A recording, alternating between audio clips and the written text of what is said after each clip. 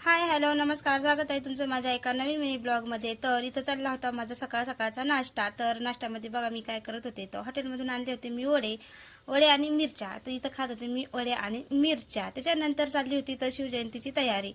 तर ती की म्हणजे माझ्या मुलाला शिवजयंतीसाठी ड्रेस आणला होता. तर ते त्याला थोडा मोठा होत होता, तर त्याच्यावर मारायच्या होत्या म्हणजे टिपा. तर त्याच्यासाठी मी आले होते दुकानमध्ये आणि तुम्ही बघू शकता मी त्याच्या पूर्ण ड्रेसवर तशी टिपा मारत आहे.